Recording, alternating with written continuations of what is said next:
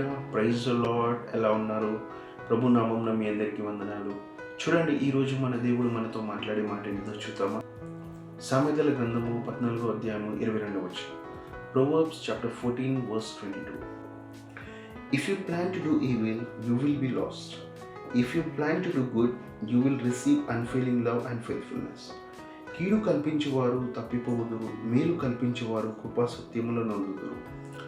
హల్లెలూయా. చూసారు కదండి, చూడండి మనని, అవునా కదా, వాళ్ళు మన ఫ్రెండ్స్ కానీ, మనకి నచ్చిన వాళ్ళు కానీ, మన బంధువులు ఎవరైనా సరే కదా, కొందరు ఏం చేస్తారని అంటే చాలా చులకనగా చూడటము, మన పట్ల వ్యతిరేకంగా ఉండటము, కొన్ని పరిస్థితులలో మనల్ని హర్ట్ చేయటము, బాధ కలిగించే విషయాలు మాట్లాడటము, అందరి ముందు మనల్ని నిలబెట్టి అవమానకరంగా చూడటము, ఇవన్నింటినీ చూసినప్పుడు మనకు అనిపిస్తుంటుంది, సరే మీరు ఇలా ఉన్నారా, నేను చూపిస్తా, నేనంటే ఏందో చూపిస్తా కదా.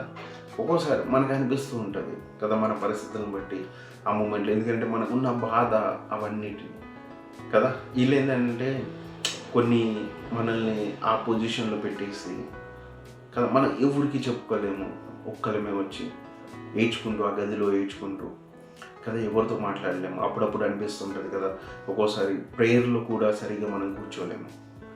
అయితే దేవుడు స్పష్టంగా ఒక మాట అంటున్నాడు, ఏంటిదనంట, కీడు కల్పించేవారు తప్పిపోదురు, మేలు కల్పించేవారు గొప్ప సత్యములను నొందుతారు. చూసారు కదండి, స్పష్టంగా చెప్తున్నారు, కీడు ఎవరైతే కల్పిస్తారో వారందరూ తప్పిపోతారంట. ప్రతి ఒక్కరికి దేవుడు ఒక తీర్పు రాశాడండి కదా. వారు ఎవరైతే వ్యతిరేకంగా ఇలా ఉన్నారో, ఎవరైతే ఇలా మిమ్మల్ని ఈ పొజిషన్లో పెట్టాలని చూశారో కదా, వారందరికీ ఒక జడ్జిమెంట్ ఉందంట కదా. స్పష్టంగా సామెతల ద్వారా మనతో మాట్లాడుతున్నాడు. ఏంటిదో తెలుసా? కీడు కల్పించేవారు తప్పిపోతారు, మేలు కల్పించేవారు కృపా సత్యమును నొందుతారు. అంటే మన జీవితంలో ఏవేవైతే కీడులు మనం చూసామో, ఇతరుల వల్ల కొందరు మనల్ని అవమానకరంగా ఎలాగైనా చూడండి, ఎలాగైనా వారు మనల్ని వ్యతిరేకించండి, అయితే దేవుడు ఒకటే మాట చెప్తున్నాడు. ఏంటిదో తెలుసా? కీడు కల్పించారా, ఇదిగో వాడు తప్పిపోయే దినం వస్తుంది, నువ్వు మేలుకరంగా ఉండు ఎప్పటికీ. అవునా? మేలు కల్పించేవారు కృపా సత్యమును నొందుతారు. అంటే ఆయన కృప సత్యము ఎప్పటికీ నీ వెంటనే ఉంటుందంట. సో వాళ్ళు ఏదో అలా చేశారని మనం ఎప్పుడు కీడు చేయాలని చూడొద్దు, ఎందుకంటే కీడు చేసేవాళ్ళు తప్పిపోతారంట. కానీ నువ్వు మేలు చేస్తున్నావు కాబట్టి కృపా సత్యములు ఎప్పటికీ నీ వెంటనే ఉంటాయంట. చిన్న ప్రేయర్ చేసుకుందామా?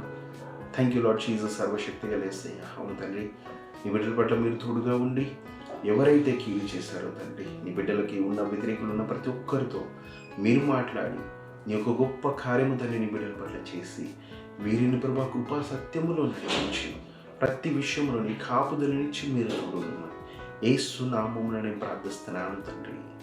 ఆమేన్.